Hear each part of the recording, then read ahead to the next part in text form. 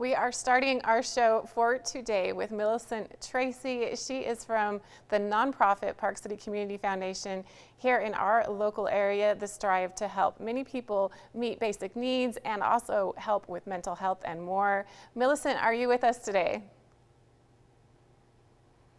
Oh, we might be waiting for her to join us, but recently Park City Community Foundation had a speaker series on mental health, so we're looking forward to talking with Millicent about her efforts with teen mental health here in our area. Just waiting to make sure that she's with us. Millicent, are you there? I'm here. It's great to hear your voice, great to connect with you. First, before we dig into teen mental health at Park City Community Foundation, tell me a little bit about yourself. Sure. Thanks for having me, by the way. Um, so, my family and I moved here about 10 years ago from the Bay Area. And I recently left an almost 20-year career at Wells Fargo to spend more time with my family, especially my two daughters, who are now 11 and 16, because I was working and traveling too much and not being as accessible to them as they needed, as I needed to. So what are you doing right now, specifically with Park City Community Foundation, and what made you decide to join this organization? Yeah, so I actually about a year ago, as I was thinking about leaving work, I knew I still wanted to be involved in giving back to the community. So I was talking to Christy Cumming, who many of you know is the board chair for the Park City Community Foundation, and we talked about how I could get involved. And so now I'm part of the development committee and am involved in various initiatives to help create awareness for the Park City Community Foundation and also to help execute on a lot of their initiatives, including mental health. And, Um, so, yeah. and you recently hosted a teen mental health event. Tell me about that. Yeah, so um, because one of the issues that we're trying to tackle right now is mental health, we want to ensure that we have effective resources for teens' mental health and to make sure that we're teaching our teens, including my own, how to manage their mental wellness. I had seen Jason Reed and Colin Karchner's TED Talks. I was also then lucky enough to meet them last fall in person at an event, and I was so impressed with the way they talk about this topic, including the impacts of phones, social media, and especially their own stories. That I wanted to bring them to Park City to continue this important conversation that we've started here in Park City. So I really want to keep that conversation alive. And why are you passionate about teen mental health? Why are you focusing your efforts on helping teens, especially during such a difficult time of life?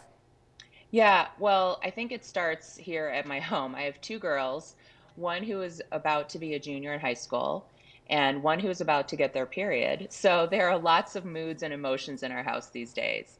I've dealt with depression in my life, and I think taking care of your mental self is so important. I think the only way it stops becoming an uncomfortable subject is to keep talking about it and having folks share their own stories about it, especially with teenagers. It oftentimes, at least for me, seems like they're not listening and they don't care, but I think they are. I've seen a few examples of that. So that's why it's important to me. And in Park City, this community has done a lot of events and focused on teen mental health, which has been very beneficial. Tell me a little bit about the speaker series that happened last week. What are some things that were discussed and what came from that? Yeah, so Colin Karchner has an organization called Save the Kids. And so mostly what he talks about and what he talked about in the event was how to talk to kids and teens, some tips on how to handle and manage and teach them about phones. I know initially with our first daughter, my husband and I we thought we could manage it on our own by limiting her to the phone, by only giving it to her an hour a day, things like that. And then we soon realized, as Colin said, that they're going to figure out how to access stuff on the phone like social media. So he really gave some practical tips on how to handle that, how to teach them to manage their own use of the phone, and some scientific stats on what the impact of the phone is. And then Jason talks about his own personal experience. His son was 14 when he committed suicide. And, when you hear his story, you'll realize that their family sounds like a lot of families that we know, even your own. And so he shares kind of some signs that in hindsight he thinks he might have missed, but also how to stay more in sync and in touch with your teens, um, and to be there for, if and when they want to ask for help. So it was really compelling. The talk is available for replay on the Park City Community Foundation website under Teens and Wellness, for those of you that want to see it. But we're, it's just they really gave some great tips about how to deal with both situations. And talking about mental health can really help teens not feel alone, help reduce stigma, and help them realize that so many people deal with this. Really can go a long way. What do you want to do to continue this conversation?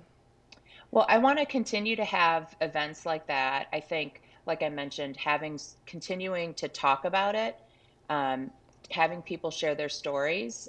There was an event a year ago that was put on by Connect Summit County, and it was called Ask Me Anything.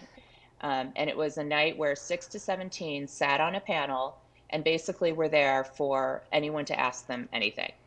They talked about their experience as teens in the greater Park City area, Summit County area.